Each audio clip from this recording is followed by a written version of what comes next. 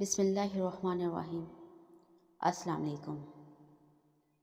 Welcome to my YouTube channel Fatima reach. آج جس topic پہ ہم بات کریں گے اس کا عنوان دعا ہے۔ دعا کیا ہے؟ جس کا دعا پہ یقین ہے اس کے سینے میں ایمان نہیں۔ دعا پر اعتماد ہی نیکی ہے۔ جب ہم تنہائی اور خاموشی میں دعا مانگتے ہیں تو ہم اس یقین کا اعلان کر رہے ہوتے ہیں کہ ہمارا اللہ تنہائی میں ہمارے پاس ہے اور وہ خاموشی کی زبان میں سمجھتا ہے۔ دعا میں خلوص آنکھوں کو پرنم کر دیتا ہے اور یہی آنسو دعا کی منظوری کی دلیل ہے۔ دعا زمانے بدل دیتی ہے، گردش روزگار کو روک سکتی ہے۔ جب تک سینے میں ایمان ہے دعا پر یقین ہے۔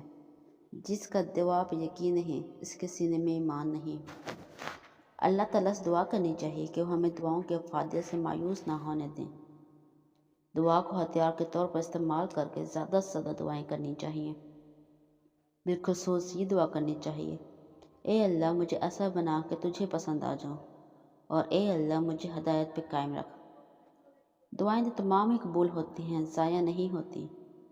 روز محشر ایک شخص حاضر ہوگا اور وہ اپنی نیکیاں دیکھے گا جو اس نے کی ہوں گی، اور کچھ اور بھی جو اس نے نہیں کی ہوں گی۔ وہ کہے گا یہ کہاں سے آ گئی؟